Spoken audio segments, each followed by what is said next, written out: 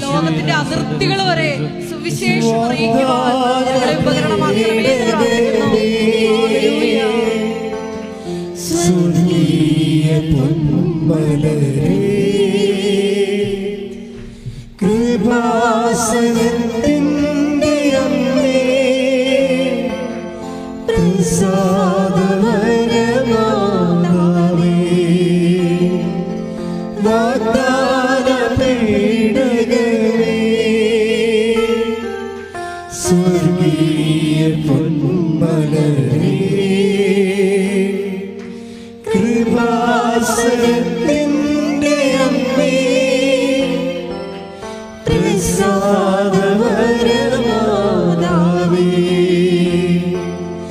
പരമദിവ്യകാരുണ്യത്തിന് യേശുവെക്കുറിച്ച് എന്തുമാത്രം വചനങ്ങളാണ് ബൈബിളിലുള്ളത്. എല്ലാം പൗലോസിൻ്റെ കാലത്തെ പ്രേക്ഷിത പ്രവർത്തനമായിട്ട് വന്നിട്ട് അദ്ദേഹത്തിന് പറ്റി. ഇപ്പം അരുൺ ബ്രദറാണ് എനിക്ക് ഇത് 2 കൊറിന്ത്യൻസിൻ്റെ 1:8 ഉടനെ അദ്ദേഹം എടുത്ത് അത് യേശുവെക്കുറിച്ച് പറയുന്ന വചനങ്ങളാണ്. എന്താ സംഭവിച്ചു കഴിഞ്ഞാൽ നിങ്ങൾക്കിപ്പോൾ കാര്യം മനസ്സിലായില്ലേ? എന്താണ് മരിയൻ എന്ന് മനസ്സിലായില്ലേ? പൗലോസിനും മരിയൻ ഉണ്ടായിരുന്നെങ്കിലേ ഇന്ന് എത്രയോ പേര് കോടികൾ മാതാവിൻ്റെ ഒരു സംരക്ഷണം പൗലോസ് അപ്പോസ്തലന് ഉണ്ടായിരുന്നെങ്കിലേ ഇന്ന് ഇതിനേക്കാൾ എത്രയോ കോടികൾ ഈ പൂർവ്വദേശത്ത് കർത്താവിനെ അറിയുമായിരുന്നു.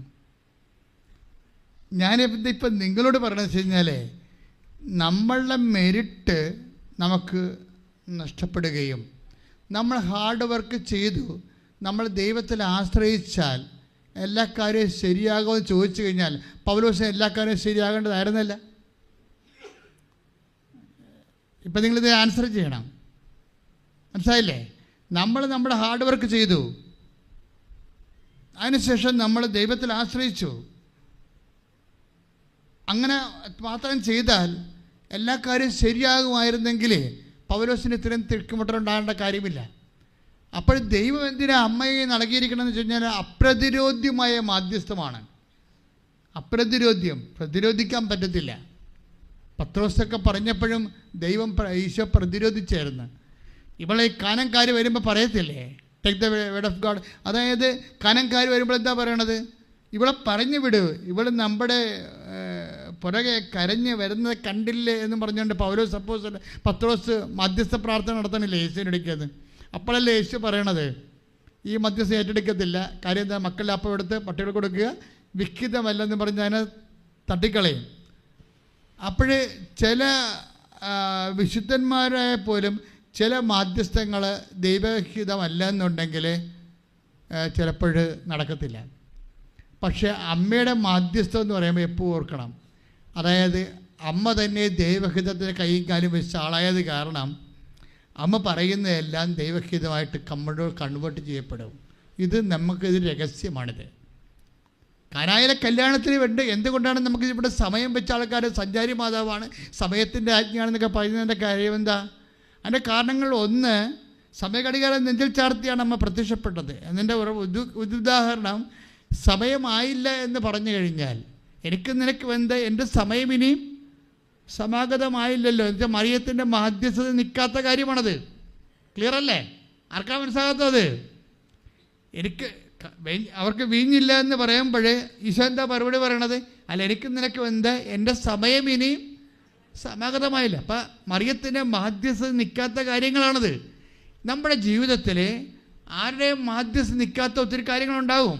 അപ്പോഴും മറിയം തന്നെയാണ് നമുക്കുള്ളത്. അതായത് നമ്മൾ ഈ മരിയൻ ഉടമ്പടിയിൽ അമ്മയുടെ മാധ്യസ്ഥത വെക്കുന്നതിൻ്റെ കാരണങ്ങൾ എന്താണ്? മറ്റു മാധ്യസ്ഥങ്ങളുടെ പരാധീനതകൾ എവിടെയാണ്? നമ്മുടെ ജീവിതത്തിൽ ഉണ്ടാകുന്ന ടൈം എങ്ങനെയാണ് അമ്മയുടെ മാധ്യസ്ഥയിലൂടെ അഡ്രസ്സ് ചെയ്യപ്പെടുന്നത്? അതിൻ്റെ അമ്മയുടെ കപ്പാസിറ്റി എന്താണ്? അതനുസരിച്ച് റിലൈസ് ചെയ്യാൻ വേണ്ടിയാണ് ഇപ്പോഴേ ശുശ്രൂഷ നയിച്ചുകൊണ്ടിരിക്കുന്നത്. ശ്രുതികട്ടെ ഹല്ലേലൂയ. Hallelujah, hallelujah, hallelujah. യേശുവേ നന്ദി, യേശുവേ ആരാധന. വലിയ ആരാധന വെളിപാടുകൾക്ക് നന്ദി പറയുന്നു. ദൈവിക സന്ദേശത്തിന് നന്ദി പറയുന്നു. ഞാൻ അമ്മ ഞങ്ങളുടെ ജീവിതത്തില് വഴി നടത്തുന്ന വലിയ സ്നേഹത്തെ ഓർത്ത് ഞങ്ങൾ നന്ദി പറയുന്നു. ഹല്ലേലൂയ, ആരാധന, മഹത്വം, മഹത്വം, ആരാധന.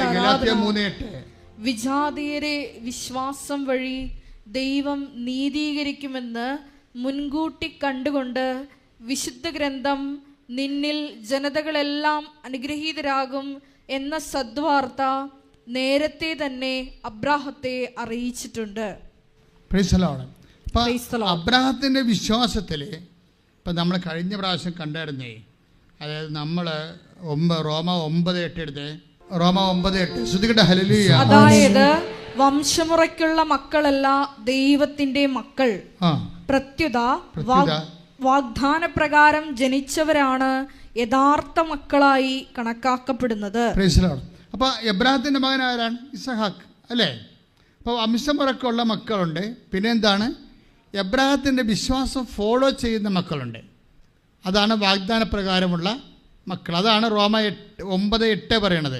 എബ്രാഹത്തിന്റെ വിശ്വാസം ഫോളോ ചെയ്യുന്നവർ. കാര്യം വിശ്വാസം. പക്ഷേ എനിക്ക് പലപ്പോഴും തോന്നിയിട്ടുള്ള ഒരു ഭയങ്കര സങ്കടം എന്താണെന്നറിയാമോ?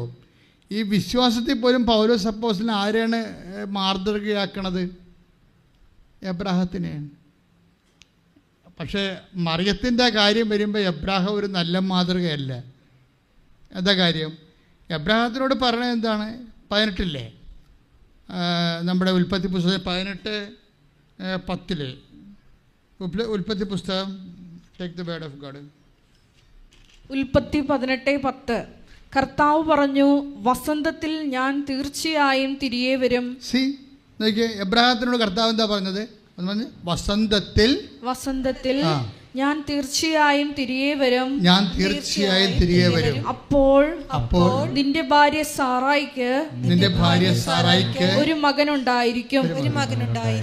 ഇവിടെ വസന്തമെന്ന് മാത്രമേ പറഞ്ഞിട്ടുള്ളൂ. ഏത് വസന്തമെന്ന് പറഞ്ഞിട്ടില്ല. ടൈം പറഞ്ഞിട്ടില്ല. ടൈം എന്നും പ്രശ്നമാണ്. ടൈമും സ്ഥലവും പ്രശ്നമാണ്. ഇപ്പം സ്ഥലത്തിൻ്റെ കാര്യവും നമുക്ക് എപ്പോഴും ഒരു പ്രതിരോധം ഉണ്ടാകുന്നത് സ്ഥലം കൊണ്ടോ സമയം കൊണ്ടോ ആയിരിക്കും. ദൈവം ഇടപെടുന്നത് അവിടെ തന്നെ ഇരിക്കും. എൻ്റെ സഹോദരങ്ങൾ വൃത്തിയായിട്ട് ഈ വിഷയം മനസ്സിലാക്കണം. അതായത് നമുക്ക് പ്രശ്നങ്ങൾ ഉണ്ടാകണത് നമ്മുടെ സാഹചര്യം എന്ന് പറയുന്ന സാഹചര്യം പ്രതികൂല. ഇപ്പം പറയത്തില്ലേ, സാഹചര്യം പ്രതികൂലമാണെന്നൊക്കെ പറയത്തില്ലേ? അതെന്താ വെച്ചാൽ അത് ചില സമയദോഷം എന്നൊക്കെ പറയും, ചില സ്ഥലത്തിൻ്റെ സ്ഥാനത്തിൻ്റെ കുഴപ്പം പറയും. പക്ഷേ ഞാൻ ആ രീതിയിൽ സംസാരിക്കുകയല്ല. ഞാൻ സംസാരിക്കുന്നത് നമ്മുടെ സാഹചര്യത്തിൻ്റെ 2 എൻറ്റിറ്റീസാണ് ടൈം ആൻഡ് സ്പേസ്. ഇത് ചില സമയത്ത് നമുക്ക് സർവൈവിങ്ങിന് എതിരെ നിൽക്കും. ഇത് ചില സമയത്ത് ദൈവം തന്നെ ഷിഫ്റ്റ് ചെയ്യും. അതൊക്കെ നിങ്ങൾ കൃത്യമായിട്ട് മനസ്സിലാക്കണം. ഷിഫ്റ്റിംഗ് എന്ന് പറഞ്ഞ സംഭവമുണ്ട്. ഇപ്പം അമ്മയുടെ കാര്യം തന്നെ. അതായത് ഷിഫ്റ്റിംഗ് എന്ന് പറയുന്നത് വെച്ചാൽ ഗ്രേസ് കിട്ടുന്ന ഗ്രേസ് ഡബിൾ ചെയ്യുന്ന ഷിഫ്റ്റിംഗ് ഉണ്ടാവും. എന്ന് വെച്ച് കഴിഞ്ഞാൽ ഒരു സ്ഥലത്ത് നിന്ന് മറ്റൊരു സ്ഥലത്തേക്ക്, ഒരു സാഹചര്യത്തിൽ മറ്റൊരു സാഹചര്യത്തിലേക്ക് ഷിഫ്റ്റ് ചെയ്യും. അപ്പം നിങ്ങൾ അയ്യോ ദൈവം എന്നെ തള്ളിക്കളഞ്ഞ് ഞാൻ ചത്ത് കളയോ എന്നൊന്നും പറഞ്ഞേക്കരുത്. കാര്യം ഷിഫ്റ്റിംഗ് ഇതിൻ്റെ ഒരു ഭാഗമാണ്. ഉദാഹരണത്തിന് 2:5 വായിച്ചേ, ലൂക്കായുടെ സുവിശേഷം. ശ്രുതികട്ടെ ഹല്ലേലൂയ. ലൂക്കാ 2:5 പേരെഴുതിക്കാനായി പറഞ്ഞോളൂ. ഗലീലയിലെ പട്ടണമായ നസറത്തിൽ നിന്ന് യൂദയായിൽ ദാവീദിന്റെ പട്ടണമായ ബേത്ലഹേമിലേക്ക് ഗർഭിണിയായ ഭാര്യ മറിയത്തോടുകൂടി പോയി. അതായത് മറിയം 9 മാസം 10 ദിവസം ഉള്ളപ്പോൾ 9 മാസം 7 ദിവസം ഉണ്ടപ്പോൾ ഷിഫ്റ്റ് ചെയ്യണം. കണ്ടില്ലേ? ഷിഫ്റ്റ് ചെയ്യാൻ പറ്റാത്ത സമയമാണിത്. ഗർഭിണിയല്ല, പൂർണ്ണ ഗർഭിണിയാണ്. ഇനി 72 മണിക്കൂർ ബാക്കി നിൽക്കുമ്പോൾ എന്തിനാണ് ഇവരെ ഷിഫ്റ്റ് ചെയ്യണത്? It is known sense. ആർക്കും അറിയാൻ പറ്റാത്തത്. പ്രത്യേകിച്ച് ലേഡിയോട് ഒരിക്കലും ചെയ്യാൻ പറ്റില്ല. ഒരു ലേഡിയോടും ലോകത്ത് ആരും ചെയ്യാൻ പറ്റാത്ത, ദൈവം ഒട്ടും ചെയ്യാൻ പറ്റാത്തൊരു കാര്യമാണ് ദൈവം ചെയ്യണത്. ചില സമയത്ത് നമ്മളോട് ദൈവം ഒരു കാലത്തും നമ്മുടെ മാതാപിതാക്കന്മാർ പോലും ചെയ്യാത്ത നമ്മുടെ ശത്രുക്കൾ പോലും ചെയ്യാത്ത അപരാധങ്ങൾ ചെയ്തെന്ന് നമുക്ക് തോന്നണ ചില സമയമുണ്ട്. ഇത് നിങ്ങൾ മൈൻഡ് ചെയ്യണം, വളരെ സീരിയസ് വിഷയമാണിത്. കാര്യം ഇവർക്കൊരു കുഴപ്പമില്ലാത്ത നല്ല ഗുഡ് സർട്ടിഫിക്കറ്റ് കൊടുത്ത ആളാണ്. ഒരു 10 മാസം മുമ്പ് ഇവർ പ്രഗ്നൻ്റ് ആകണ മുമ്പ് മാലാഖ വന്ന് സ്തുതിയൊക്കെ പറഞ്ഞ ആളാണ് അല്ലേ. അവിടെ പറഞ്ഞ hail Mary full of grace എന്നൊക്കെ പറഞ്ഞ ആളാണ്. അപ്പോൾ ഇവരുടെ ഒരു കുഴപ്പങ്ങളൊന്നുമുള്ള ആളല്ല, കൃപ നിറഞ്ഞ ആളാണ്. അപ്പം കൃപ നിറഞ്ഞ ആളായിട്ടും ഇവരോട് ഈ ദ്രോഹം ചെയ്യേണ്ട കാര്യമില്ല. കന്യാമ്മയുടെ കൂടെ മര്യാദയ്ക്ക് ആ വീട്ടിൽ പ്രസവിക്കാൻ വേണ്ടി ഉള്ള കുഴമ്പും എണ്ണയും തുണിയൊക്കെ വാങ്ങിച്ച് സെറ്റാക്കിയിരിക്കണം. ഈ സെറ്റപ്പിൽ നിന്ന് പെട്ടെന്ന് ഇവർ ലിഫ്റ്റ് ചെയ്ത് കളയും. ഈ ലിഫ്റ്റിങ് ഏത് സമയത്തും ഉണ്ടാകാം. അതായത് ഞാനിതൊക്കെ അമ്മയ്ക്ക് തന്നെ പഠിച്ചത്. ഇവർ ഷിഫ്റ്റിങ് വരുമ്പോൾ, ഷിഫ്റ്റിംഗ് കാലഘട്ടത്തിൽ ഇവർ ഉപയോഗിച്ച 2 നിലപാടുകളുണ്ട്. നമ്മൾ എങ്ങനെയാണ് ഗ്രേസുമായിട്ട് ഫ്രണ്ട് ചെയ്യാണെന്ന് പറയണം. ദൈവത്തിൻ്റെ കൃപ നിറഞ്ഞിട്ട് കാര്യമില്ല. ദൈവത്തിൻ്റെ കൃപയുടെ പോക്കുവരവുകളോട് ഒരു വളരെ ഫ്രട്ടേൺ ആയിട്ടുള്ള ഒരു നിലപാടുകൾ എടുക്കേണ്ടി വരും. അല്ലാതെ മോന്തം കയറ്റി പ്രാർത്ഥനയും ഇല്ല, ഭക്ഷണവും ഇല്ല, ഞാനിനി ഒരു ദൈവത്തിനടുത്ത് പ്രാർത്ഥിക്കട്ടില്ല, എല്ലാ ദൈവത്തിനും പ്രാർത്ഥിച്ച് ഞാൻ അവസാനം ഈ പരുവത്തിലായി, ഇങ്ങനെയുള്ള ചീപ്പ് ഡയലോഗൊന്നും അടിക്കാതെ മര്യാദയ്ക്ക് ആഴമുള്ള വിശ്വാസിയെപ്പോലെ ദൈവദിവസനെ വ്യാപരിക്കണം. അങ്ങനെ നീ വ്യാപരിക്കുന്ന വരെ ഷിഫ്റ്റിംഗ് ഇങ്ങനെ വന്നുകൊണ്ടിരിക്കും. അപ്പം നിങ്ങൾ അതിൻ്റെ പ്രശ്നം വെച്ച് കഴിഞ്ഞാൽ ഈ അമ്മ കണ്ടില്ലേ, അമ്മ ഈ ഷിഫ്റ്റിംഗ് കാലഘട്ടത്തിൽ ഒന്ന് നോക്കിയേ, ഞാൻ തന്നെ ഓർത്തിട്ട് ആത്മരോഷം കൊണ്ടിട്ടുണ്ട്. ഈ വയറും വലിച്ചുകൊണ്ട് എത്ര കിലോമീറ്ററാണ് ഇവരെ കൊണ്ടുപോയി. ഇവർ നസ്രത്തിൽ താമസിക്കുകയാണ്. ഞാൻ ആ വഴി വണ്ടി പോയ ആളാണ്. എന്നിട്ട് ഏതാണ്ട് 4 മണിക്കൂർ യാത്ര ചെയ്തിട്ടാണ് ഞാൻ ഇവിടെ തിരിച്ച് ഈ ബെത്ലഹേമിൽ നിന്ന് നസ്രത്തിൽ നിന്ന് ബെത്ലഹേമിൽ എത്തിയത്. അത് വണ്ടി പോയിട്ടാണ്. നല്ല ഒന്നാമത് ഇസ്രായേൽ റോഡെന്നൊക്കെ പറഞ്ഞാൽ അടിപൊളി ഇൻ്റർനാഷണൽ റോഡാണ്, ചുമ്മാ പറപ്പിച്ചിട്ട് പോകും. അങ്ങനെ പോയിട്ട് നമ്മൾ അമ്മ താമസിച്ച സ്ഥലത്ത് വരുമ്പോൾ 4 മണിക്കൂർ ഓട്ടോ പറ്റിയുണ്ട്. അപ്പോൾ അവിടെ എല്ലാം കൂടി ഒറ്റക്ക് പോയിരിക്കുന്നതാണ്. നടന്ന് ഈ അസപിതാവുമായിട്ട് ഈ ഉയർത്ത വയറുമായിട്ടാണ് ബെത്ലഹേമിലേക്ക് പോണത്. എന്തിനാണ് ആ കനേഷ്മാർ വേണമെങ്കിൽ നീട്ടി വെക്കാൻ വരുന്നത്, അല്ലെങ്കിൽ പ്രസവത്തിന് നേരത്തെ ഒരു 6 മാസം മുമ്പ് വെക്കാൻ വരുന്നത്. ദൈവത്തിന് എങ്ങനെ നിന്നെ സഹായിക്കാൻ പറ്റും? എപ്പോഴും സഹായിക്കത്തില്ല. അത് നീ ദൈവത്തോട് ഇടിവെക്കാൻ നോക്കരുത്, ബഹളം ഉണ്ടാക്കരുത്. മര്യാദയ്ക്ക് അമ്മ തന്നൊരു വഴിയുണ്ട്. എന്താണ്? 2 സമയത്ത് ഈ ഷിഫ്റ്റിംഗ് കാലഘട്ടത്തിൽ അമ്മ ബോധപൂർവ്വം ശ്രദ്ധിച്ചൊരു കാര്യമുണ്ട്. എന്താണ്? ഹൃദയത്തിൽ സംഗ്രഹിച്ചു. അപ്പം നിങ്ങൾ പറയുമോ, എത്ര പേര് എന്നേക്കാൾ മോശമായിട്ടുള്ള എൻ്റെ ക്ലാസ്മേറ്റുകളൊക്കെ ജോലി കിട്ടിപ്പോയില്ല, എന്നേക്കാൾ നേരത്തെ എൻ്റെ കൂട്ടുകാരത്ത് എനിക്ക് നാണമാണിപ്പോൾ പുറത്തിറങ്ങി നടക്കാൻ. കാര്യം എന്നേക്കാൾ താമസിച്ച് കല്യാണം കഴിച്ച 3 കൊല്ലം താമസിച്ച് കല്യാണം കഴിച്ചവർക്കൊക്കെ ഇപ്പോൾ 2 പിള്ളേരായി. അപ്പോൾ അവരൊക്കെ പിള്ളേരെ കൊണ്ടുവരുമ്പോൾ എനിക്ക് പേടിയാണ്. അപ്പം നമ്മൾ ദൈവം എന്നോട് ഇങ്ങനെ ചെയ്തത്, നിനക്ക് എപ്പോഴെങ്കിലും നീ ആരോടും പറഞ്ഞില്ലെങ്കിൽ നീ സ്വന്തമായിട്ട് ചോദിക്കെങ്കിലും ചെയ്യുന്നുണ്ട്. That is known sense. അതിവിടെ സ്റ്റോപ്പ് ചെയ്യണം. എന്നിട്ട് മിണ്ടാതിരുന്നിട്ട് പറയണം. കാര്യം അമ്മ ഈ കാലഘട്ടം, ഈ ഷിഫ്റ്റിംഗ് കാലഘട്ടത്തിലെ കാര്യം നമുക്കറിയാം. ഗ്രേസ് നമുക്കറിയാം. ഒരു കാര്യം എൻ്റെ മക്കൾ മനസ്സിലാക്കണേ, അതായത് ദൈവം എന്ന് വെച്ചാൽ ഒന്നും മുതലാകാത്തൊരു ദൈവമാണ്. സത്യദൈവമാണെങ്കിൽ ഒന്നും മുതലാകാത്ത ആളായിരിക്കും. ഇപ്പോൾ ഈശോനെക്കുറിച്ച് എന്താ പറഞ്ഞിരിക്കുന്നത്? ഈശോനെക്കുറിച്ച് എന്താ പറഞ്ഞത്? ഈശോയെക്കുറിച്ച് പറഞ്ഞത് അവൻ്റെ നാമത്തിൽ വിശ്വസിക്കുന്നവർക്കെല്ലാം കൃപയ്ക്കുമേൽ കൃപ ലഭിച്ചിരിക്കുന്നു. അപ്പോൾ ഒരു വിഷയമുണ്ട്. അത് ആദ്യത്തെ വചനം നോക്കണം. എന്താ ആദ്യത്തെ വചനം? എന്താണ് പറയണത്? അതായത് കൃപ നിറഞ്ഞവളെ സ്വസ്തി എന്ന് നമ്മൾ ലൂക്ക 1:28 വായിക്കുന്നുണ്ട്. കൃപ. അപ്പം പക്ഷേ കൃപ നിറഞ്ഞത് കൊണ്ട് മാത്രം നിൻ്റെ ദൈവം ഹാപ്പിയല്ല. എന്താ കാര്യം? നിങ്ങളുടെ അപ്പൻ ചിലപ്പോൾ നിങ്ങളിപ്പോൾ PDC പഠിച്ചതുകൊണ്ട് ചിലപ്പോൾ അപ്പന് താല്പര്യം ഉണ്ടാകത്തില്ല. ചിലപ്പം അതാണ് പ്രശ്നം. B perfect as your heavenly father is perfect പറയത്തില്ലേ ബൈബിളിൽ? കർത്താവ് പറഞ്ഞ വാക്കല്ലേ 1:5-48. അതായത് പരിപൂർണതയിലേക്കുള്ള വഴികളിൽ കോംപ്രമൈസ് ഇല്ലാത്ത പഠനങ്ങൾ ദൈവപൈതലിൻ്റെ പരിശീലനത്തിൻ്റെ ഭാഗമാണ്. നിങ്ങളെ വൃത്തിയും വിനയമുള്ള ദൈവപൈതലാണെങ്കിൽ അറ്റ്ലീസ്റ്റ് നിങ്ങൾക്ക് മുമ്പിലുള്ള ഓപ്ഷൻ എന്ന് പറയുന്നത് കീപ് ക്വയറ്റ്. അമ്മ എന്താ പറഞ്ഞത്? 2:19, 2:52 വലിയ പ്രസംഗങ്ങൾ നടക്കുമ്പോൾ മറിയം ഹൃദയത്തെ സംഗ്രഹിച്ചു അതേക്കുറിച്ച് ധ്യാനിച്ചു കൊണ്ടിരുന്നെന്നാണ് പറയണത് അല്ലേ. അപ്പം ഷിഫ്റ്റിംഗ് കാലഘട്ടത്തിൽ മിണ്ടാണ്ടിരിക്കണം. എന്തുമാത്രം കഷ്ടപ്പെട്ടാണ് ആ ഒരു കുഞ്ഞിനൊക്കെ 4 കൊല്ലം കഴിഞ്ഞപ്പോഴാണ് കിട്ടിയത്. അപ്പോൾ അതിനിപ്പോൾ മലദൂരവും ഇല്ല. അപ്പോൾ എത്രയോ പേരെ ഇവിടെ വന്നെന്നറിയാവോ. അപ്പോൾ ഞാൻ അങ്ങനെ 2 കേസ് ആഴ്ചയുണ്ടായിരുന്നു. ഞാൻ നിങ്ങളുടെ അനുഭവങ്ങളെയാണ് ഇപ്പോൾ അച്ഛനിലൂടെ ഈശോ പറഞ്ഞുകൊണ്ടിരിക്കുന്നത്. അതായത് ഇങ്ങനെ എന്ത് സംഭവിക്കാം. പണ്ട് ഞാൻ എൻ്റെ ഇടവകയിൽ പള്ളിത്തോട്ടിരിക്കുന്ന കാലത്ത് ഞാൻ 2 ആഴ്ച ഇല്ലായിരുന്നു. തിരിച്ചു വന്നപ്പോൾ ഒരു ചേടത്തി വന്ന് എന്നെ തല്ലാൻ പോണ പോലെ പറഞ്ഞ് ഇത് എവിടെ പോയി കിടക്കണമെന്ന് ചോദിച്ചു. അന്ന് ഞാൻ കൊച്ചച്ഛനാണ്. എന്നോട് അധികാരമായിട്ട് ചോദിക്കാനുള്ള സ്നേഹം അവർക്കുണ്ട്. കാര്യം വെച്ചാൽ അവർ 3-4 പ്രാവശ്യം എൻ്റെ മേടെ തിരക്കി വന്നിട്ട് കണ്ടില്ല. അപ്പോൾ അവരുടെ എന്താ സംഭവിച്ചു കഴിഞ്ഞാൽ അവരുടെ ഉറ്റ ബന്ധു മരിച്ചുപോയി. അപ്പോൾ ഭർത്താവിൻ്റെ ഇപ്പം അത് കൃത്യമായിട്ട് 93 കേസാണ്. ഇപ്പം ജസ്റ്റ് ഇവിടെ ഓർത്തു പോയത് കൊണ്ട് പറയുകയാണ്. അതായത് എന്താ പ്രശ്നം വെച്ചാൽ അവരുടെ ഭർത്താവ് മരിച്ചു, അതാ പ്രശ്നം. അത് നേരത്തെ മരിച്ചു, ഇപ്പം മരിച്ചതല്ല. ഇപ്പോഴുള്ള പ്രോബ്ലം എന്ന് വെച്ച് കഴിഞ്ഞാൽ മകളുടെ ഭർത്താവ് മരിച്ചു, അതാണ് ഇപ്പോഴത്തെ പ്രശ്നം. അതൊക്കെ മുമ്പ് വേറെ ഒരു പ്രശ്നം ഉണ്ടായിരുന്നു.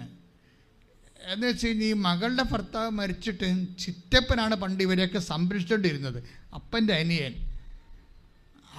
അനിയന് ഇഷ്ടമില്ലാത്തൊരു കല്യാണമാണ് ഈ മകളെ കഴിച്ചിരിക്കുന്നത്. അതുകൊണ്ട് അയാളെ ഡിസോൺ ചെയ്ത് അപ്പോഴും മകളിപ്പോൾ കെട്ടി വീട്ടിലും വന്ന് നിൽക്കണം. അപ്പോൾ എല്ലാം കൊണ്ട് ഇവർക്ക് ഭ്രാന്ത് പിടിച്ചിട്ട് അന്ന് എൻ്റെ അടുത്ത് വന്നതാണ് 93 ഏത് കാലഘട്ടമാണ്. മാതാവ് പ്രത്യക്ഷപ്പെട്ടിട്ടില്ല. പിന്നെ 10 കൊല്ലം കഴിഞ്ഞ് അമ്മ മാതാവ് പ്രത്യക്ഷ. ഇപ്പം എനിക്ക് ഇവർക്ക് ഒരു ആശ്വാസം കിട്ടുക എന്താണ് ഞാൻ ചെയ്യേണ്ടതെന്ന് അറിയാൻ പാടില്ലാതെ ഇവർ ഭ്രാന്ത് പിടിക്കുക. അപ്പോൾ ഞാൻ ഇവരുടെ ബൈബിളെ കൈ വെച്ചിട്ട് വിശ്വാസപ്രമാണം ചെല്ലാൻ പറഞ്ഞു. അപ്പോൾ അവർ വിശ്വാസപ്രമാണം ചൊല്ലി. അന്ന് ഞാൻ പറഞ്ഞു 2 നമ്പർ പറയാൻ പറഞ്ഞു. അവർ 2 നമ്പരൊക്കെ പറഞ്ഞ് ഈശോ എന്നാ പറഞ്ഞു നോക്കണല്ലോ. ഇവിടെ എനിക്ക് സംസാരിക്കാൻ പറ്റത്തില്ല, മാനുഷികമായിട്ട് സംസാരിക്കുന്ന വിഷയമല്ല. അപ്പോഴേ ഈശോ പറഞ്ഞ് ഇത്രയേ ഉള്ളൂ, അക്കാലങ്ങളിൽ സൂര്യൻ തണുത്തു പോകും, ചന്ദ്രൻ പ്രകാശം തരത്തില്ല, നക്ഷത്രങ്ങളെ നിബന്ധിക്കും, അപ്പം മനുഷ്യപുത്രൻ വരുമെന്ന്. ഞാൻ പറഞ്ഞ് സൂര്യൻ തണുത്തുപോയി, ഭർത്താവ് മരിച്ചു, ചന്ദ്രൻ പ്രകാശം തരുന്നില്ല, ചിറ്റപ്പൻ ഹെൽപ്പ് ചെയ്യാത്തൊരു മൂഡിലാണ് വന്നിരിക്കുന്നത്, നക്ഷത്രങ്ങൾ നിബന്ധിക്കുന്നു, മകള് ഭർത്താവിനെ ഉപേക്ഷിച്ച് വീട്ടിൽ വന്ന് നിൽക്കണം.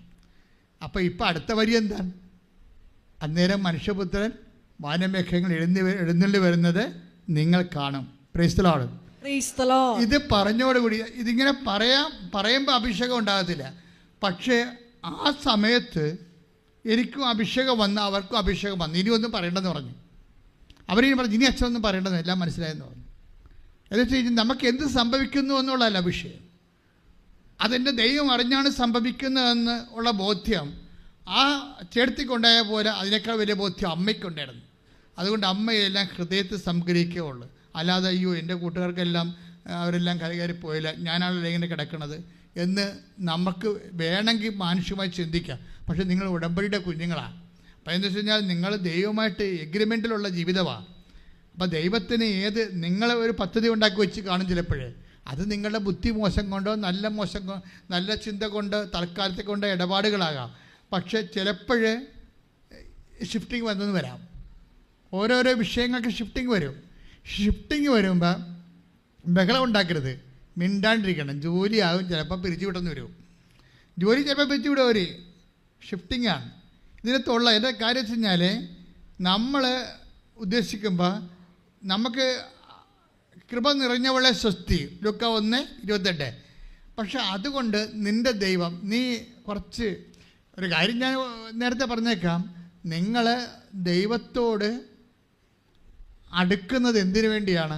IELTS പാസ്സാകാൻ വേണ്ടി മാത്രമാണ്, ബെസ്റ്റ് വിൽക്കാൻ വേണ്ടി മാത്രമാണ്, പ്രൊമോഷൻ കിട്ടാനും PR കിട്ടാൻ വേണ്ടി മാത്രമാണ്. ദൈവത്തിന് അങ്ങനെ ഒരു പദ്ധതിയില്ല. ഇവൻ ക്രൂശിക്കപ്പെട്ടതും അവൻ്റെ രക്തം ഭൂമി വീണതിൻ്റെ ഉദ്ദേശം എന്ന് പറയുന്നത് നിത്യതയാണ്. നിത്യതയിലേക്ക് നിന്നെ കെട്ടിയെടുക്കണമെങ്കിൽ നിനക്ക് ഗ്രേസ് വേണം. ഗ്രേസ് ഉണ്ടായാൽ മാത്രം പോരാ. അവൻ്റെ നാമത്തിൽ വിശ്വസിക്കുന്നവർക്കെല്ലാം കൃപയ്ക്ക് മേൽ കൃപ ലഭിച്ചിരിക്കുന്ന ഒരു ഓപ്ഷനുണ്ട്, ഒരു പ്രൊവിഷനുണ്ട്. എന്താണ്? അതുകൊണ്ടാണ് മാതാവ് ഇപ്പം നമ്മൾ ലൂക്ക 1:28 കൃപ നിറഞ്ഞവളെ സ്വസ്തി, അമ്മ കൃപ നിറഞ്ഞതാണ്. അതുകൊണ്ടല്ല, അത് ലാസ്റ്റ് വാക്കല്ല.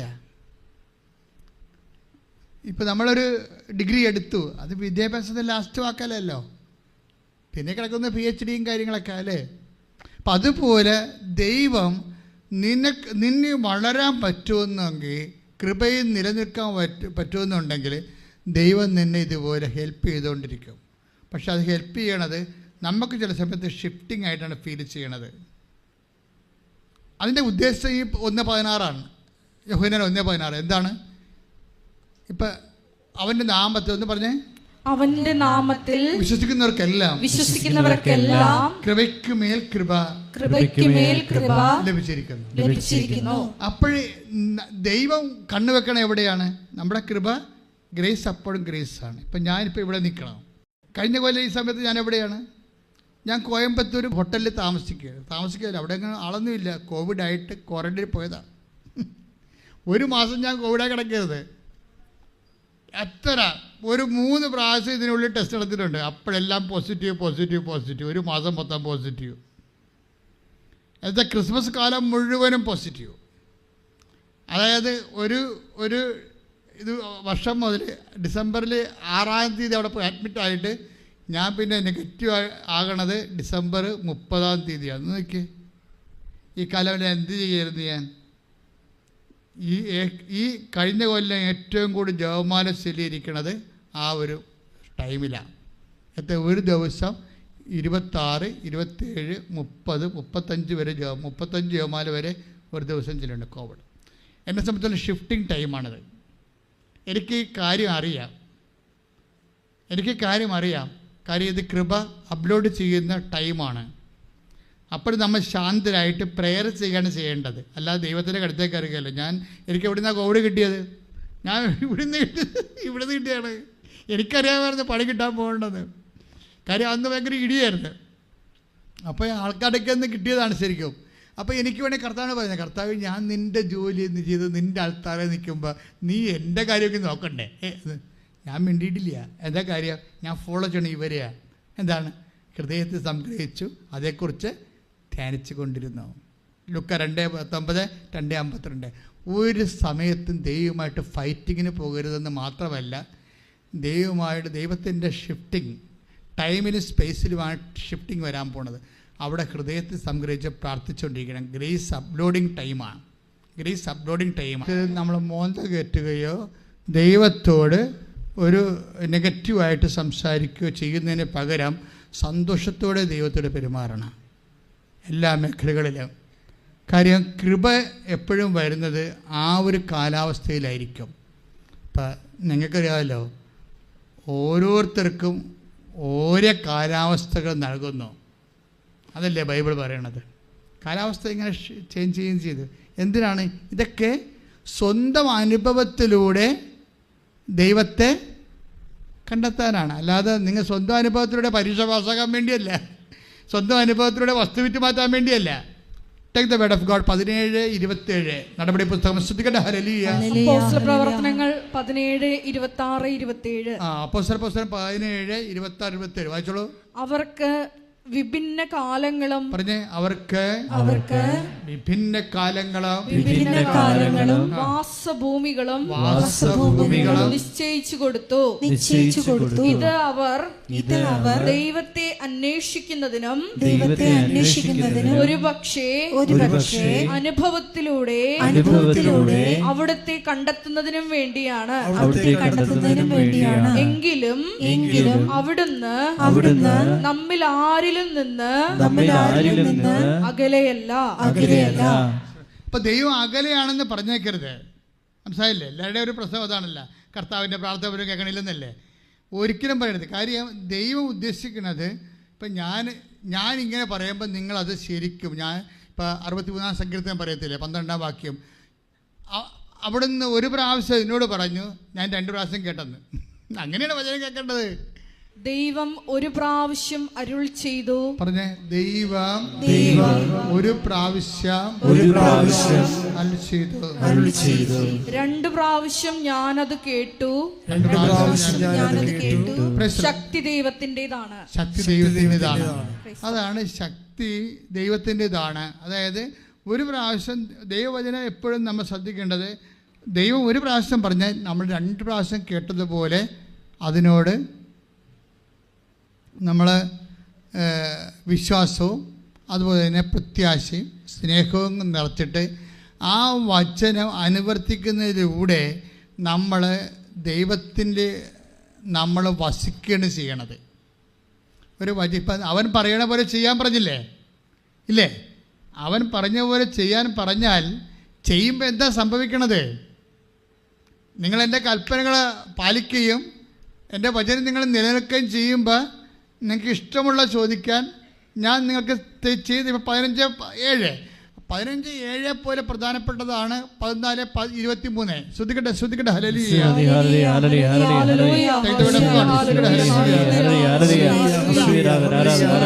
സ്നേഹിക്കുന്നവൻ പറഞ്ഞ എന്നെ സ്നേഹിക്കുന്നവൻ എന്റെ വചനം പാലിക്കും. അപ്പോൾ എന്റെ പിതാവ് അവനെ സ്നേഹിക്കുകയും ഞങ്ങൾ അവന്റെ അടുത്ത് വന്ന് അവനിൽ വാസമുറപ്പിക്കുകയും ചെയ്യും.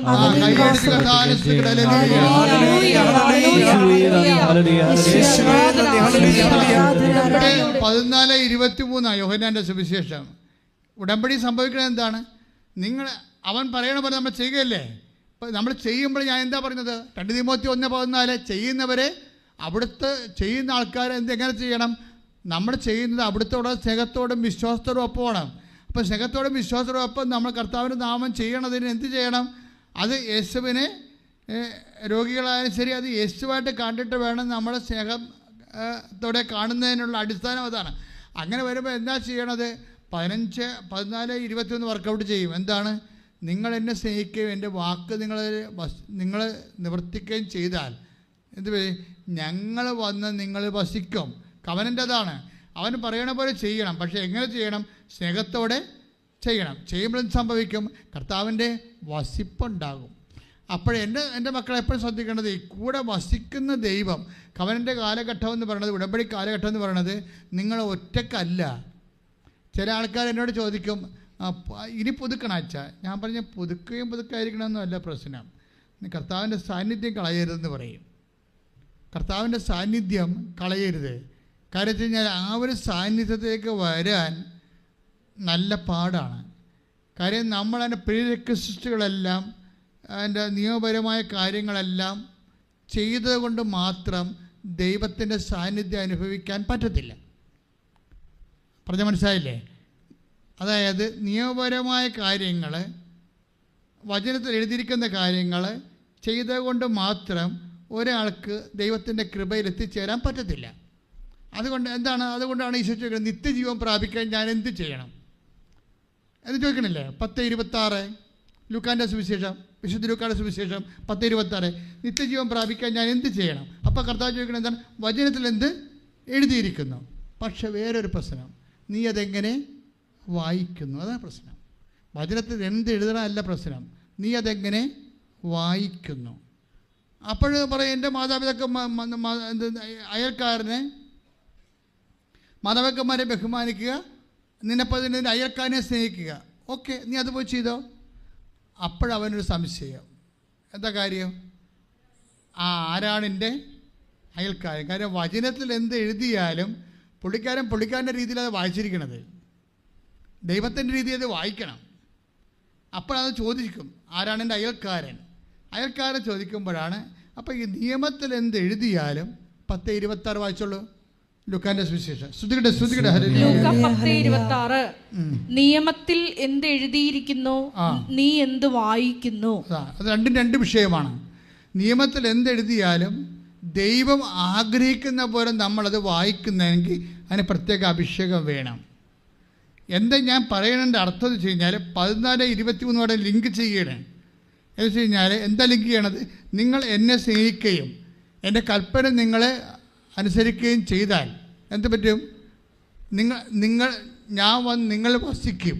അതാണ് വിഷയം. അപ്പോൾ ദൈവത്തിൻ്റെ സാന്നിധ്യം ഉറപ്പ് വരുത്തുന്ന ചെയ്ത്താണ് ഉദ്ദേശിക്കുന്നത്. അല്ലാതെ അവൻ പറയണ പോലെ സാങ്കേതികമായി ചെയ്തതല്ല. That is function. We need mission. വ്യത്യാസമുണ്ട്. ഉടമ്പടി എപ്പോഴും അപ്പം നമ്മൾ ഫങ്ഷനായിട്ട് നമുക്കിതൊക്കെ ചെയ്യാം.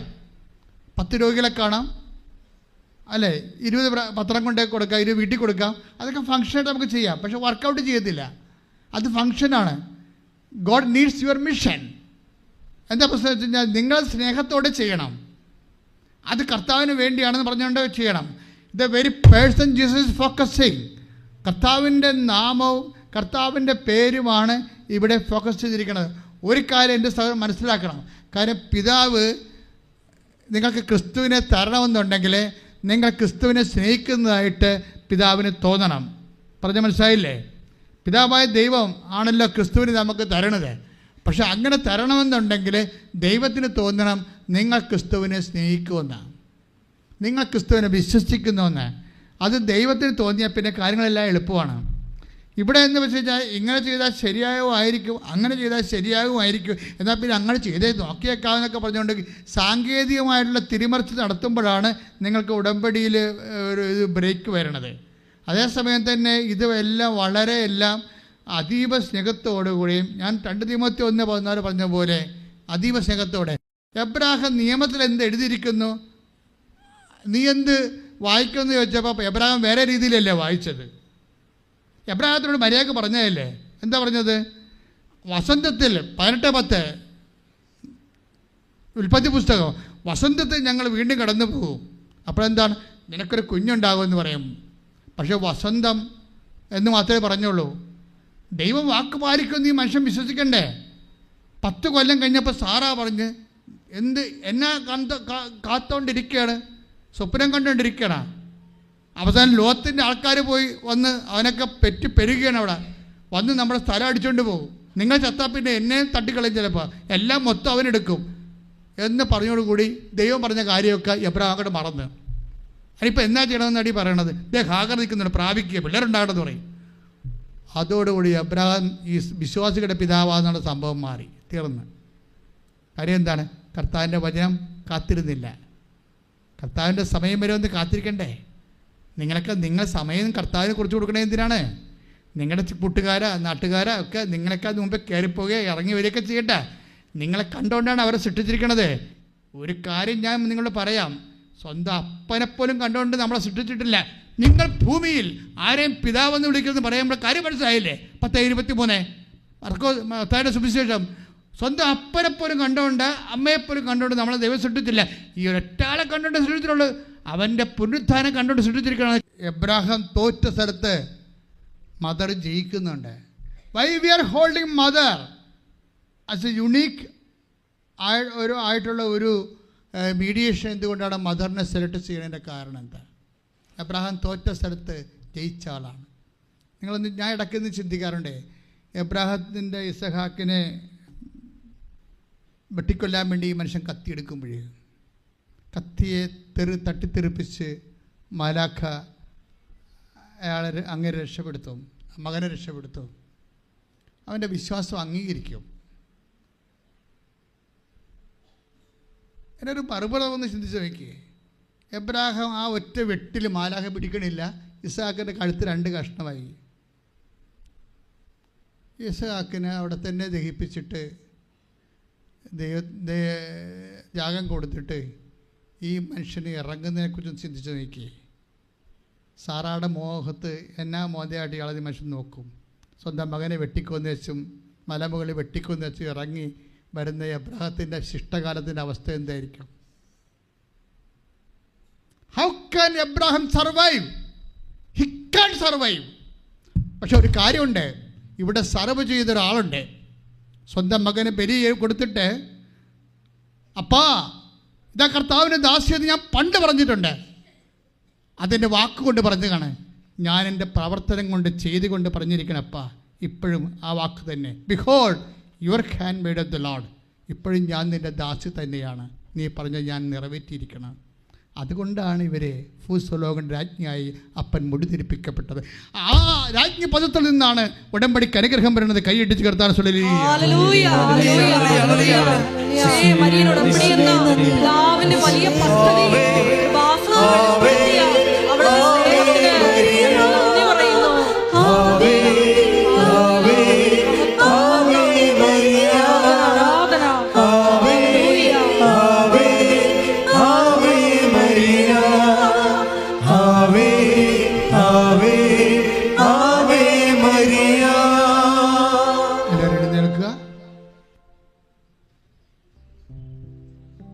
ശാന്തമായി ഈശോയെ നോക്കുക.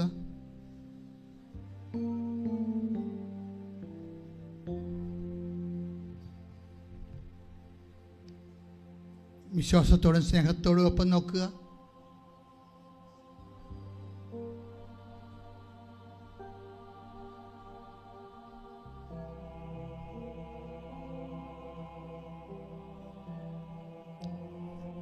പരിശുദ്ധാത്മാവ് അമ്മയെക്കുറിച്ച് പറഞ്ഞു, എല്ലാം ഞാൻ ഈ നിങ്ങളോട് വെളിപ്പെടുത്തിയ എല്ലാ രഹസ്യങ്ങളും പരിശുദ്ധാത്മാവ് മനസ്സിൽ സൂക്ഷിച്ചുകൊണ്ട് എലിസബത്തിലൂടെ അമ്മയെക്കുറിച്ചൊരു വാക്യം പറഞ്ഞുള്ളൂ.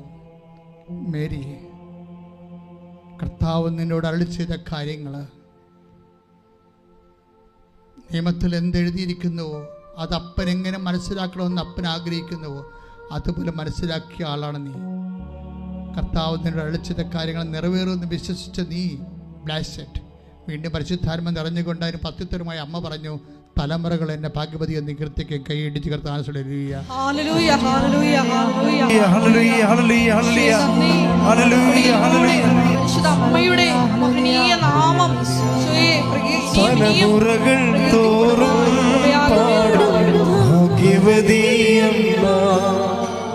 ജപമണിമാലകളിൽ ഉയരും നന്മ നിറഞ്ഞവളമ്മ, തലമുറകൾ തോറും പാടും ഭാഗ്യവതിയമ്മ. ജപമണിമാലകളിൽ ഉയരും നന്മ നിറഞ്ഞവളമ്മ, പറുദീസയായി അമ്മ ദൈവത്തിനു പാർക്കാം, പുണ്യാശ്രമമായി അമ്മ ഈശോയ്ക്കു വളരാം. പറുദീസയായി അമ്മ ദൈവത്തിനു പാർക്കാം, പുണ്യാശ്രമമായി അമ്മ ഈശോയ്ക്കു വളരാം. എൻ്റെ അമ്മേ, എൻ്റെ ഈശോയുടെ അമ്മേ, അമ്മേ എൻ്റെ അമ്മേ, എനിക്ക് ഈശോ തന്നൊരമ്മേ. ഈ കൈ രോഗമുള്ള ഇടത്ത് വെച്ച് പ്രാർത്ഥിക്കാൻ പറയണത് കർത്താവ് നമുക്ക് തന്ന ഒരു നോട്ടാണ്. പക്ഷേ ഒത്തിരി പേര് ഇപ്പോൾ സാക്ഷ്യം പറയുന്നുണ്ട്.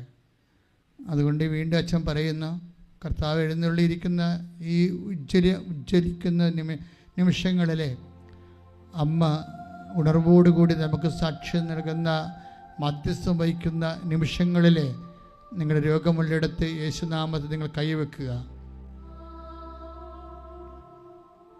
എവിടെയാണ് രോഗമുള്ളത്? തൈറോയിഡുകാരാണെങ്കിൽ തൊണ്ടയിൽ കൈവെക്കുക. ഓൺലൈനായിട്ട് ഇപ്പോഴേ എല്ലാ രാജ്യങ്ങളിൽ നിന്നുകൊണ്ട് ഈ ധ്യാനം കേൾക്കുന്നവരെ, ആശുപത്രിയിൽ ഇരുന്നു കൊണ്ട് ഇത് ധ്യാനം കേൾക്കുന്നവരെ, നിങ്ങളുടെ രോഗികൾ അടുത്തുണ്ടെങ്കിൽ അവിടെ രോഗമുള്ള ഇടത്ത് നിങ്ങൾ യേശുനാമത്തിൽ ഇപ്പോൾ കൈവെക്കേണ്ടതാണ്. കുറേയധികം മക്കളെ ഈശോ ഈ ആരാധന സമയത്ത് സുഖപ്പെടുത്തിയ സാക്ഷ്യങ്ങൾ ഈ ദിവസങ്ങളെല്ലാം ആൾക്കാർ ഇവിടെ വന്ന് പ്ലാറ്റ്ഫോമിൽ നിന്ന് പറയുന്നുണ്ട്. അതിൻ്റെ അർത്ഥമെന്ന് പറയണത് കർത്താവ് ഈ അടയാളത്തിലൂടെ പ്രവർത്തിക്കുന്നു എന്നുള്ളതാണ്. അതുകൊണ്ട് തന്നെ കഴിഞ്ഞ ദിവസങ്ങളിൽ ഒരു സാക്ഷ്യമുണ്ടായിരുന്നു. ആശുപത്രിയിൽ ഒരു മോള്, കുഞ്ഞിന് തൈറോയ്ഡ് 500 കുഞ്ഞ് വളരെ ഒരു ഡെലീരിയസ് ആയിട്ടുള്ള അവസ്ഥയിലാണ്. അപ്പോഴാണ് ആശുപത്രിയിൽ നിന്നോട് ധ്യാനം കൂടുന്നത്. അപ്പോൾ അമ്മ കട്ടിലിരുന്നു കൊണ്ട് ഈ ധ്യാനം കൂടിക്കൊണ്ടിരിക്കുകയായിരുന്നു. അപ്പോൾ കുഞ്ഞ് തൊട്ടിലേക്ക് കിടക്കുകയാണ്. തൊട്ടിൽ കിടക്കുന്ന കുഞ്ഞിൻ്റെ കുഞ്ഞിക്കൈ എടുത്തിട്ട് അമ്മ കുഞ്ഞിൻ്റെ തന്നെ കഴുത്തിൽ വെച്ചുകൊണ്ട് അവൻ്റെ തൈറോയിഡ് മാറാൻ വേണ്ടി സ്തുതിച്ചുകൊണ്ടിരുന്ന. എന്നിട്ട് ആ സ്തുതിപ്പ് കഴിഞ്ഞപ്പോഴേ ടെസ്റ്റ് ചെയ്തപ്പോൾ അത് നോർമലായെന്ന് പറഞ്ഞൊരു സാക്ഷ്യം ഇവിടെ കഴിഞ്ഞ ദിവസങ്ങൾ പറഞ്ഞിരുന്നു. അപ്പോൾ ഇതെല്ലാം ദൈവം അംഗീകരിക്കുകയാണ്.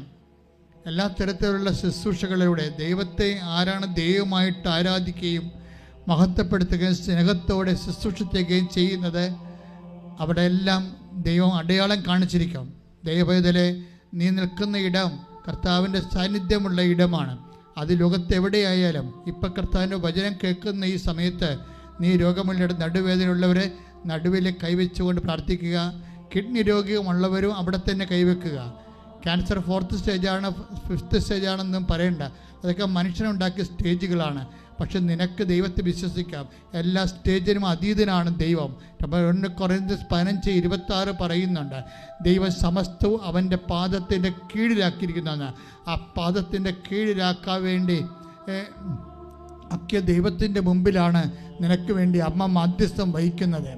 നടുവേദനയുള്ളവരും സ്പൈനിൻ്റെ അസുഖമുള്ളവരും കശേരികൾ ഡിസ്ലൊക്കേറ്റ് ആയവരും കിഡ്നി രോഗികളും പ്ലീഹായുടെ അസുഖമുള്ളവരും സ്പോണ്ടിലോസിസിൻ്റെ അസുഖമുള്ളവരൊക്കെ യഥാസ്ഥാനങ്ങളിൽ കൈവെക്കട്ടെ. കരരോഗികൾ നെഞ്ചിൻ്റെ താഴെ കൈവെക്കട്ടെ. ഹൃദയരോഗികൾ ഇടതുവശത്ത് കൈവെക്കട്ടെ. അങ്ങനെ വ്യത്യസ്തമായ മേഖലകളിലുള്ളവരെല്ലാം സർവാംഗം രോഗികളെ കൂടുതൽ രോഗമുള്ളവരെ കൈരണ്ടും പിണച്ചുകൊണ്ട് കൈ നെഞ്ചത്ത് വെക്കട്ടെ. സർവ്വരോഗങ്ങളെയും കർത്താവിന് തിരുസിനെ ഏൽപ്പിക്കുക. ഈശോ അടയാളപ്പെടുത്തി പറഞ്ഞു, നിങ്ങൾ വീടുകളിൽ പോകുമ്പോൾ അവിടെയുള്ള രോഗികളെ സുഖപ്പെടുത്താൻ പറഞ്ഞു. അതുപോലെ ആദിമസഭയുടെ പാരമ്പര്യമാണ്. നിങ്ങൾക്ക് രോഗമുണ്ടാകുമ്പോൾ സഭാപുരോഹിതനെ വിളിച്ചുകൊണ്ട് വരിക, തൈലം പൂശി അവനവനെ സുഖപ്പെടുത്തട്ടെ എന്ന് കർത്താവിൻ്റെ വാഗ്ദാനമാണ്. രോഗത്തിൻ്റെ സൗഖ്യം വൈദ്യനെ തന്നതും ഡോക്ടറിൻ്റെ സംവിധാനം ഉണ്ടാക്കിയതും മനുഷ്യന് ശാസ്ത്രം പറഞ്ഞു കൊടുത്തതുമെല്ലാം ദൈവത്തിൻ്റെ ആത്മാവിൻ്റെ സത്യത്തിൻ്റെ വെളിപാടുകളാണ്. അതെല്ലാം ദൈവികമായതുകൊണ്ടാണ് നമ്മളതെല്ലാം സ്വീകരിക്കുന്നതിൻ്റെ കാരണം. അപ്പോൾ വൈദ്യൻ വഴിയായാലും വിശ്വാസം വഴിയായാലും സുഖപ്പെടുത്തുന്ന കർത്താവാണെന്ന് നമുക്ക് നല്ല ബോധ്യമുണ്ട്. അതുകൊണ്ട് തന്നെ അതിശക്തമായി സ്തുതിക്കട്ടെ, അതിശക്തമായി സ്തുതിക്കട്ടെ. കർത്താവേ, നിന്റെ ഉന്നതമായ നാമത്തിന് സ്തോത്രം ചെയ്യുന്നു. കർത്താവേ, നിന്റെ ഉന്നതമായ നാമത്തിന് സ്തോത്രം ചെയ്യുന്നു. ഈശോയെ, ഹൃദയ രോഗികൾ, ശിരസിൻ്റെ രോഗികൾ, ന്യൂറോ അസുഖമുള്ളവരെ, ഡിപ്രഷൻ ആയിട്ടുള്ള മക്കള്, കർത്താവേ, പഠനത്തിന് ജീവിതത്തിന് കർത്താവേ മുടങ്ങിപ്പോയവര്, കർത്താവേ, ആകപ്പാട് എല്ലാം മനസ്സ് ഇടിഞ്ഞുപോയവരെ സമർപ്പിച്ച് പ്രാർത്ഥിക്കുന്നു.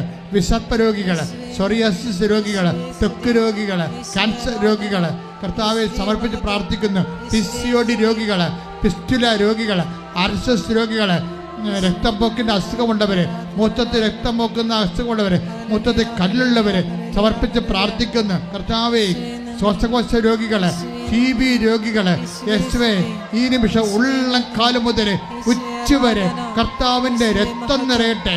പിതാവിൻ്റെയും പുത്രൻ്റെയും പരിശുദ്ധാത്മാവിൻ്റെയും നാമത്തിൽ പ്രാർത്ഥിക്കുന്ന കർത്താവിൻ്റെ രക്തം നിറയട്ടെ. ശിരസ് രോഗികളെ, കണ്ണിന് കാഴ്ച മങ്ങിപ്പോകുന്നവര്, അവർ കർത്താവിൻ്റെ രക്തം നിറയട്ടെ, സ്പർശിക്കട്ടെ. യേശുവിൻ്റെ ഉന്നതമായ നാമത്തില് കർത്താവേ, അങ്ങയുടെ ഉന്നതമായ നാമത്തില് ഞങ്ങൾ നിന്റെ നാമം വിളിച്ച് അപേക്ഷിക്കുന്നു. അപ്പാ, ദൈവമേ, നിന്റെ പുത്രനായ യേശുക്രിസ്തു നാമത്തിലെ കൈകൾ നീട്ടണമേ. നടുവിലെ അസ്ഥിരോഗങ്ങള്, പേശിരോഗങ്ങള്, ശ്വാസകോശ രോഗങ്ങള്, ശരീരകോശങ്ങളില് കർത്താവിൻ്റെ രക്തം നിറയട്ടെ. ഞരമ്പ് രോഗങ്ങളിൽ ബ്ലോക്കുള്ളവര്, തടസ്സമുള്ളവര്, ഉള്ളംകാലം ഒതിച്ചുവരെ മാരക രോഗങ്ങള്, തിരവ്യാധികള്, സ്രാവരോഗങ്ങള്, എപ്പിലെപ്സി രോഗങ്ങള്, ഓട്ടിസം രോഗങ്ങള്, അപസ്മാര രോഗങ്ങള്, യേശുവിന്റെ ഉന്നതമായ നാമത്തിലെ, യേശുവിന്റെ ഉന്നതമായ നാമത്തിലെ, പിതാവിന്റെയും പുത്രന്റെയും പരിശുദ്ധ നാമത്തിലെ മാരക രോഗങ്ങള്, തീരവേദികള്, മരുന്ന് കഴിച്ചിട്ടും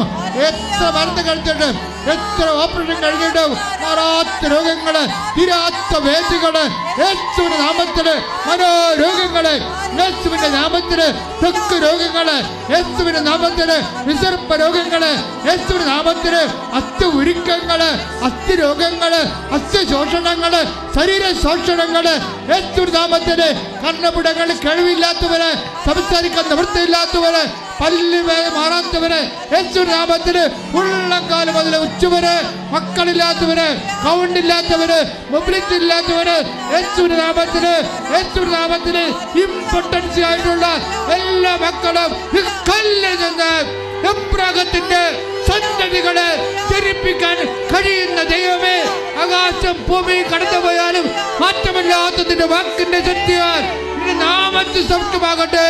ശുദ്ധിക്കട്ടെ,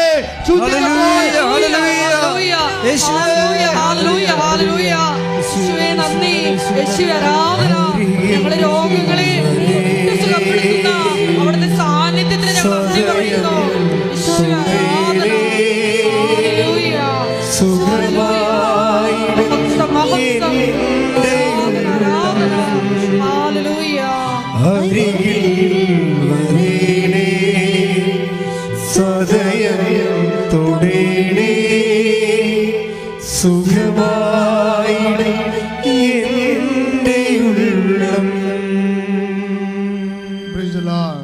എൻ്റെ പ്രിയപ്പെട്ടവരെ, നമ്മള്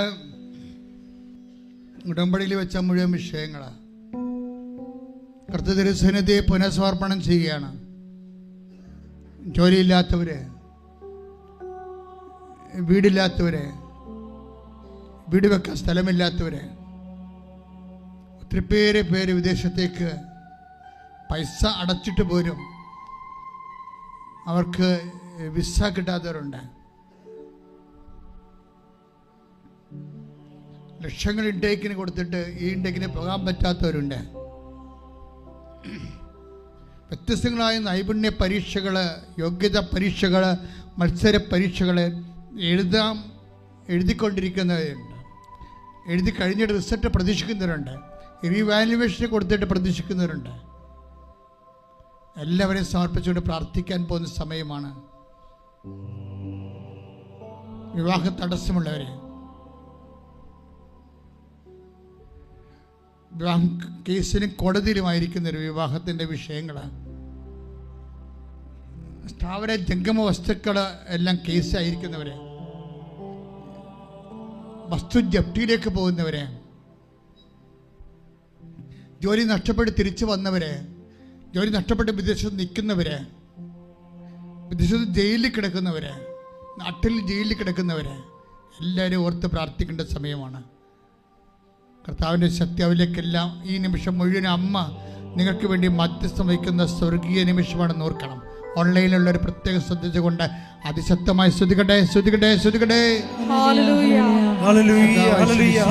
സാധ്യമില്ലാത്തവനെ ഈശോ എല്ലാം സാധ്യമായനെ, ഈശോ എല്ലാം സാധ്യമായനെ, ഈശോയെ കർത്താവെ, ഈശോ ജോലി ഇല്ലാത്തവരെ, വീടില്ലാത്തവരെ, വിവാഹം ഒത്തുവരാത്തവരെ, ഈശോ അവരെല്ലാം സമയത്ത് പ്രാർത്ഥിക്കുന്ന സാമ്പത്തിക ബാധ്യതകളുള്ളവരെ, കർത്താവെ സാമ്പത്തികം അത്യാവശ്യമായിട്ടുള്ളവരെ, ജോലിക്ക് പോകേണ്ട കർത്താവ് വേണ്ടി കൊടുക്കേണ്ടി വരുന്നവർ കർത്താവെ സമർപ്പിച്ച് പ്രാർത്ഥിക്കുന്ന കർത്താവെ, എല്ലാവരും സമർപ്പിച്ച് പ്രാർത്ഥിക്കുന്ന കർത്താവെ, ദൈവത്തിൻ്റെ കരുണ മക്കളിലേക്ക് ആവശ്യിക്കട്ടെ എന്ന് പ്രാർത്ഥിക്കുന്നു.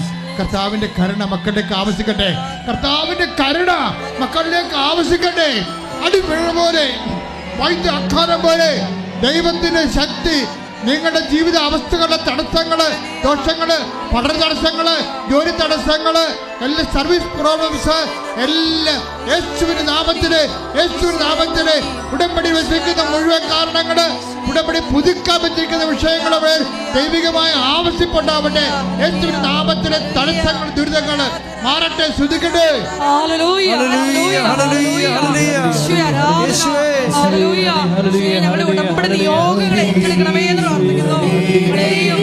കുടുംബങ്ങളെയും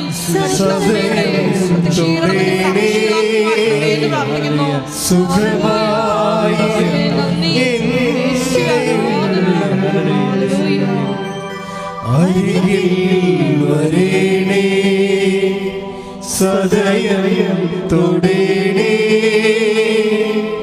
സുഖമായിടും എല്ലാവരെയും മുട്ടേ നിൽക്കുക. മക്കളെ മൗനമായി പ്രാർത്ഥിക്കേണ്ട സമയമാണ്, ആശീർവാദത്തിൻ്റെ സമയമാണ്. നിങ്ങളെ വലിയ ഭാഗ്യം പിടിച്ച ആൾക്കാരാണ്. ഉടമ്പടി ആരാധനയ്ക്ക് കർത്താവിൻ്റെ ഭവനത്തിലായിരിക്കാൻ കഴിഞ്ഞതിൽ ദൈവത്തോട് നന്ദി പറഞ്ഞുകൊണ്ട് നേരിട്ട് പ്രാർത്ഥിക്കുക. ഏതെങ്കിലും വിഷയം അച്ഛൻ വിട്ടുപോയിട്ടുണ്ടെങ്കിൽ ഈശോയോട് പരിശുദ്ധ അമ്മയുടെ മാധ്യസ്ഥതയിൽ ഇപ്പോൾ സമർപ്പിക്കുക. ആശീർവാദത്തിനായി നമുക്ക് കർത്തൃസന്നിധിയിൽ മാതാവിൻ്റെ മധ്യസ്ഥതയിൽ ശിരസ് നമിക്കാം. നമ്മുടെ എല്ലാ ഉടമ്പടി നിയോഗങ്ങൾ പരിശുദ്ധ അമ്മയുടെ മധ്യസ്ഥതയിൽ ദിവ്യകാരുണ്യ സന്നിധിയിൽ ഒരിക്കൽ കൂടി സമർപ്പിച്ച് പ്രാർത്ഥിക്കാം.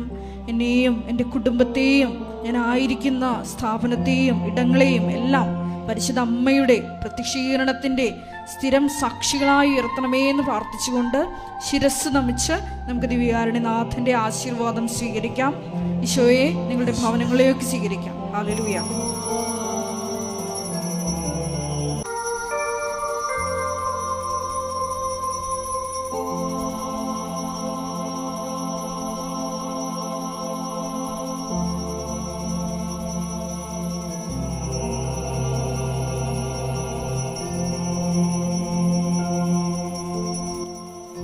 പരിശുദ്ധ പരമമാ ദിവ്യകാരുണ്യമേ,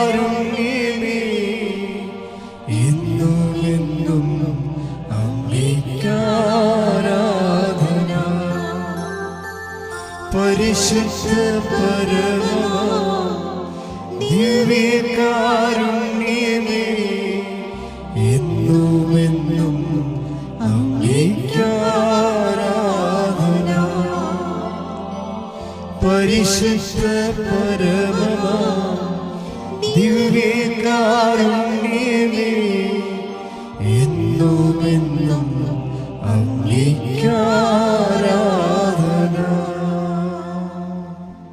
വ്യക്തികളുടെ ജീവിത നവീകരണത്തിൽ ഊന്നിയ കുടുംബസുസ്ഥിതിക്കും സാമൂഹ്യക്ഷേമത്തിനു വേണ്ടി പ്രവർത്തിക്കുന്ന ആത്മീയ സാംസ്കാരിക വേദി. അതുകൊണ്ടാണ് ഇതിനകത്ത് സാമൂഹ്യമുള്ളത്. അവകാശ പോരാട്ടമൊക്കെ വന്നത് അതുകൊണ്ടാണ്. ചില സമയത്ത് അച്ഛൻ സമരം ചെയ്തിരിക്കണ കണ്ടല്ലേ. അതിപ്പോൾ തുടങ്ങിയല്ല, ഇത് പണ്ട് 10-30 കൊല്ലമായിട്ട് ഇതാണ് ഇതിൻ്റെ സുവിശേഷം. ഇതൊരു ധ്യാനകേന്ദ്രമല്ല. ഇത് 92 രജിസ്റ്റർ ചെയ്തത്. മെമ്മോറാണ്ടം ഓഫ് അസോസിയേഷനിൽ സർക്കാരിൽ കൊടുത്തിരിക്കുന്നത് വ്യക്തികളുടെ ജീവിത നവീകരണമാണ്. അപ്പോൾ ജീവിത നവീകരണം ഒരു വ്യക്തിക്ക് സംഭവിക്കാതെ കൈ നനയാതെ മീൻ പിടിക്കാൻ അനുഗ്രഹം ഉണ്ടാക്കാനൊന്നും പറ്റത്തില്ല. അപ്പം അതുകൊണ്ട് സുവിശേഷ വിഹിതമായിട്ട് അവരുടെ ജീവിതം നവീകരിക്കാനുള്ള മാർഗ്ഗങ്ങൾ പറഞ്ഞു കൊടുക്കും. അതിൻ്റെ പൊസിഷൻ ആ ഒരു പരിചരണത്തിലൂടെയാണ് അച്ഛൻ്റെ ആൾക്കാരെ കാണുന്നത്. അപ്പം അത് ശ്രദ്ധിച്ചാൽ മതി, വേറെ വിഷയമൊന്നുമില്ല. നമ്മുടെ സെക്യുലർ ടി വിയിലെ ഒരു എല്ലാ വിഷയവും എൻ്റെ 36 കൊല്ലമുള്ള മുഴുവൻ ദൈവാനുഭവങ്ങളും അതുപോലെ തന്നെ ദൈവം വഴി നടത്തിയ വിഷയങ്ങളും ഉടമ്പടിയിൽ ആൾക്കാരിപ്പോഴും ട്രോളായിട്ട് ഉന്നയിക്കുന്ന പ്രശ്നങ്ങളും എല്ലാത്തിനും കൃത്യമായിട്ടുള്ള മറുപടി സെക്യുലർ ടി വി ഷൂട്ട് ചെയ്തെടുത്തിട്ടുണ്ട് അവിടെ സ്റ്റുഡിയോയിൽ. അപ്പോൾ അതിന് 1 by 1 ആയിട്ട് നിങ്ങൾക്ക് ലഭിക്കും. അപ്പോൾ ചിലർ വിചാരിക്കുന്നത് ഇത് ഓൺ എ സഡൻ, നിങ്ങൾക്ക് പോലും അറിയത്തില്ലല്ലേ ഇന്ന് ഈ കഴിഞ്ഞ 2-3 കൊല്ലത്തിന് മുമ്പ് ഉണ്ടായ എന്തോ ഒരു ധ്യാന കേന്ദ്രമാണെന്ന്. ഇതിൻ്റെ ഒരു ഹിസ്റ്ററി ഉണ്ട്, അതെല്ലാം വരും. 89 തുടങ്ങിയ ശുശ്രൂഷയാണ്. അതിപ്പോൾ ഞാൻ പറയണില്ല, അതെല്ലാം ഇനി നിങ്ങളുടെ സെക്യുലർ ടി വിയിലെ അച്ഛൻ്റെ ഇൻ്റർവ്യൂ വരുമ്പോൾ അതെല്ലാം അവിടെ ഭംഗിയായിട്ടാണ് ചെയ്തിരിക്കണത്. അപ്പോൾ നിങ്ങൾ ശ്രദ്ധിക്കണമെന്നും ഷെയർ ചെയ്യണം. കാരണം എപ്പോഴും നമ്മൾ ഈ ആൾക്കാർക്ക് ഈ ആത്മഹത്യ ചെയ്യാൻ പോകുന്നവർക്ക് പോലും നിങ്ങൾ അയക്കുന്ന ലിങ്ക് കിട്ടിയിട്ടാണ് അവർ രക്ഷപ്പെടുന്നത്. സാക്ഷ്യം കേട്ടില്ലായിരുന്നോ? അപ്പോൾ അതുകൊണ്ട് കൃത്യമായിട്ട് ഷെയർ ചെയ്യണം നിങ്ങൾ. അതുപോലെ എല്ലാ ഒറ്റ പ്രാർത്ഥന പോലും എല്ലാ ചൊവ്വാഴ്ചയും ഉടമ്പടിയുടെ അമ്മ ഇരിക്കുമ്പോൾ ഉടമ്പടിയുടെ പുതിയ പുതിയ വെളിപാടുകളും നിങ്ങൾക്ക് തന്നെ വെളിപാടുകളും ലൈഫ് ദൈവം നിങ്ങളോട് സംസാരിക്കണമെല്ലാം ഉടമ്പടി എടുത്തവർക്ക് ഉടമ്പടി ധ്യാനത്തിലൂടെയാണ്. അതുകൊണ്ടാണ് ഉടമ്പടി ധ്യാനം കൃത്യമായിട്ട് നിങ്ങൾ ആഴ്ച പതുക്കെ 10 മിനിറ്റ് എടുത്ത് കൂടിയാലും 1 മണിക്കൂർ കൂടിയാലും കുടുംബാംഗങ്ങൾ മുഴുവൻ കൂടിയാലും എങ്ങനെയായാലും നമുക്ക് യൂട്യൂബിലും കൂടാം. നിങ്ങൾക്ക് മൊബൈലുള്ളവർക്ക് യൂട്യൂബിൽ കൂടാം, ടി വിയിൽ കുടുംബമായിട്ട് കൂടെങ്കിൽ ഷെക്കിനായി ലൈവാണത്. അപ്പോൾ അതുകൊണ്ട് എങ്ങനെയായാലും നിങ്ങൾ ഉടമ്പടിയുടെ ശുശ്രൂഷയിൽ ഇരിക്കുന്നവർ അതിൻ്റെ ലിറ്ററേച്ചർ മുഴുവനും ഉടമ്പടിയിൽ നിന്ന് കിട്ടാൻ വേണ്ടി ഒറ്റ ധ്യാനം പോലും മുടങ്ങാതിരിക്കാൻ പ്രത്യേകം ശ്രദ്ധിക്കണം. അതുകൊണ്ടാണ് നിങ്ങളെക്കൊണ്ട് ഉടമ്പടി ഞങ്ങൾ എല്ലാവരെ കൊണ്ട് സബ്സ്ക്രൈബ് ചെയ്യിക്കണത്. അപ്പോൾ ചിലരൊക്കെ പറഞ്ഞ് നമ്മൾ പൈസ ഉണ്ടാക്കുന്നുണ്ടെന്ന് പറഞ്ഞ്, ഇതുകൊണ്ട് ഈ പൈസയ്ക്ക് എന്ത് ചെയ്യണമെന്നാണ് അവർ ചോദിക്കണത്. 5 പൈസ ഉണ്ടാക്കണില്ല, നമ്മൾ എഴുതി കൊടുത്തിരിക്കുകയാണ് പൈസ വേണ്ടെന്ന്. എത്രയോ കാലം മുമ്പ് 2018 എഴുതി കൊടുത്തിരിക്കുന്നതാണ്. ഇന്ന് വരെ നമ്മൾ 5 പൈസ കമ്പനിയിൽ നിന്ന് വാങ്ങിച്ചിട്ടില്ല, മേടിക്കത്തുമില്ല. കാര്യം അതിന് വേണ്ടിയുള്ള കർത്താവിനെ കൊടുക്കുക എന്ന് മാത്രമേ എന്നോട് പറഞ്ഞിട്ടുള്ളൂ. ഇവിടെ ഈ ശുശ്രൂഷയുടെ ഭാഗമാകുന്നവർക്ക് ഈശോയെ കൊടുക്കുക, അതിന് വേണ്ടിയുള്ള നടപടിക്രമങ്ങളേ ഉള്ളൂ ഇവിടെ. എന്ത് നടപടിക്രമമായാലും ഇപ്പം എല്ലാ തരത്തിലും ചിലപ്പോൾ ഈശോനെ കൊടുക്കും. ചിലപ്പോൾ തേന് വെഞ്ചരിച്ച് കൊടുത്തിട്ടായിരിക്കും, ചിലപ്പോൾ തേനിലൂടെ ആയിരിക്കും, ആ വെഞ്ചരിപ്പിലൂടെയൊക്കെ മനുഷ്യൻ സൗഖ്യം പ്രാപിക്കണമെങ്കിൽ പിന്നീട് അത് ആ ഈശോനെ അവനെ അറിഞ്ഞ് ആഴപ്പെട്ട് വന്നോളും. നമ്മളെല്ലാ മാർഗങ്ങളും ഉപയോഗിക്കുക എന്നുള്ളത് ആദിമസഭയുടെ ഒരു മാർഗമാണത്. എല്ലാ ഈശോയെ കൊടുക്കാൻ എല്ലാ മാർഗങ്ങളും ഉപയോഗിക്കുക. പിന്നെ മൂന്നാമത്തെ അറിയിപ്പ്, അമ്മയ്ക്കൊരു പ്രാർത്ഥനാ മുറി എൻ്റെ സ്വന്തം മുറി. പ്രാർത്ഥനാ മുറി പണി തുടങ്ങിയിട്ടുണ്ട്. അതായത് ഇവിടുത്തെ ഒരു പ്രശ്നമെന്ന് പറയണത്, അത് ഈ മുറികൾ പണി തീർന്നാലും ഇവിടുത്തെ പ്രശ്നം തീരുമെന്ന് പകുതി തീരുമായിരിക്കും. കാര്യം 3 മണിക്കും 2 മണിക്കും ഒക്കെ ആൾക്കാർ ഈ നാട്ടുകാരുടെ വീടുകളിലൊക്കെ അലഞ്ഞു നടക്കുകയാണ് വരുന്നവർ, തീർത്ഥാടകർ. അപ്പം ഇടയ്ക്ക് നിറച്ച ആൾക്കാരായത് കാരണം അവർക്ക് ചിലപ്പോൾ 2 ടോയ്ലറ്റൊക്കെ ഉണ്ടാകത്തുള്ളൂ, ബാത്റൂമേ ഉണ്ടാകത്തുള്ളൂ. അപ്പോൾ അവർക്ക് പക്ഷേ ഇവർക്കൊന്നും റെസ്റ്റ് ചെയ്യാതിരിക്കാൻ പറ്റത്തുമില്ല. അപ്പം അങ്ങനെയുള്ള സ്ഥിതി വിഷയം ആൾക്കാർ തന്നെ പറഞ്ഞിട്ടാണ് നമ്മൾ ഈ പ്രോജക്റ്റ് തുടങ്ങണത്. അപ്പോൾ അച്ഛൻ എവിടെയെങ്കിലും സ്ഥലം മേടിച്ച് കുറച്ച് മുറി ഉണ്ടാക്കിയിട്, ഞങ്ങൾക്കിങ്ങനെ അലഞ്ഞിടക്കേണ്ട കാര്യമില്ലല്ലോ. അതിലാണ് ഇപ്പോൾ ഇങ്ങനെ അമ്മയ്ക്ക് മുറി, എൻ്റെ പ്രാർത്ഥനാ മുറി എന്നും പറഞ്ഞ് ആ മുറിയിൽ ഒരാൾക്ക് 5 കൊല്ലം ആ മുറി ഫ്രീ ആയിട്ട് ഉപയോഗിക്കാം, 1 വർഷം 4 ദിവസത്തേക്ക്. അപ്പോൾ ആ ഒരു പ്രോജക്റ്റിൻ്റെ ഭാഗമാകാൻ ഉദ്ദേശിക്കുന്നുണ്ടെങ്കിൽ 94 47 69 68 15 നമ്പറിൽ വിളിച്ച് വേണ്ട ഏർപ്പാടുകൾ ചെയ്യേണ്ടതാണ്. പിന്നെ കൃപാസനത്തിൽ ശുശ്രൂഷ ചെയ്യാൻ ഒത്തിരി പേർക്ക് ആഗ്രഹമുണ്ട്. ഇപ്പോഴും 2 ദമ്പതികൾ ഇതിൻ്റെ അകത്ത് കൗൺസിലിംഗ് ചേർന്നിട്ടുണ്ട്. അവർ പക്ക 10-30 വർഷമായിട്ട് കൗൺസിലിങ്ങിലുള്ള ആൾക്കാരാണ്. അപ്പം അങ്ങനെ ആർക്കെങ്കിലുമൊക്കെ ഏതെങ്കിലും ശുശ്രൂഷ ഇവിടെ വന്ന് ഏറ്റെടുത്ത് ചെയ്യാൻ പറ്റുന്നുണ്ടെങ്കിൽ, ഇൻക്ലൂഡിങ് സിസ്റ്റേഴ്സൊക്കെ ഇപ്പോൾ 6 പേര് നമുക്ക് ആത്മാർത്ഥമായിട്ട് ജോലി ചെയ്യുന്നവർ ഇവിടെ ശുശ്രൂഷ ചെയ്യാൻ വേണ്ടി മാതാവിൻ്റെ ശുശ്രൂഷയ്ക്ക് അവരുടെ കോൺഗ്രിഗേഷന് വന്ന് താമസിക്കാൻ ഇവിടെ. അപ്പോൾ എത്ര സിസ്റ്റേഴ്സ് വേണമെങ്കിൽ ദ്വീപിക അടുത്ത് അവരുടെ മതജനൻ്റെയും പ്രൊവിൻഷ്യൻ്റെയും ഒക്കെ അനുവാദം ഉണ്ടെങ്കിൽ, രേഖാമൂലമുള്ള അനുവാദം ഉണ്ടെങ്കിൽ തീർച്ചയായിട്ടും കൃപാസനത്തിൽ ശുശ്രൂഷയ്ക്കുള്ള അവസരങ്ങൾ തരുന്നതായിരിക്കും. അത് നിങ്ങളുടെ ദൈവവിളിയായിട്ട് എടുത്തിട്ട് നിങ്ങൾക്ക് അതിനുള്ള അനുഗ്രഹവും നന്നായിട്ടാണ് സിസ്റ്റേഴ്സ് എല്ലാ കാര്യങ്ങളും ചെയ്യുന്നത്.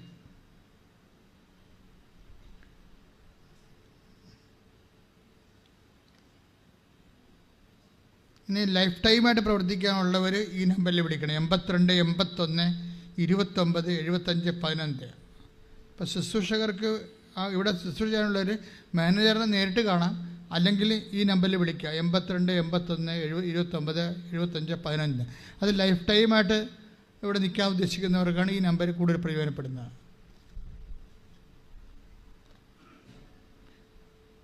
രണ്ടാം ചൊവ്വാഴ്ചകൾ തമിഴ് കൗൺസിലിംഗ് ഉണ്ടായിരിക്കും, ഉടമ്പടി കൗൺസിലിംഗ് ഉണ്ടായിരിക്കും. നമ്മുടെ കൃപാസനം പത്രം പല ഭാഷകളുണ്ട്. തമിഴുണ്ട്, കന്നഡയുണ്ട്, ഹിന്ദിയുണ്ട്, മറാഠിയുണ്ട്, അതുപോലെ തന്നെ ഇറ്റാലിയനുണ്ട്, അങ്ങനെ ഓരോ ഇംഗ്ലീഷ്.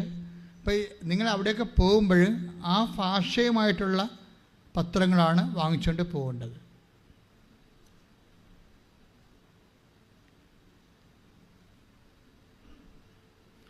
കൃപാസനത്തിൽ നിന്ന് പറഞ്ഞ് കുറേ പേര് ഇങ്ങനെ പൈസ ചോദിക്കുന്നതിന് ആൾക്കിടയ്ക്ക് നിന്ന്.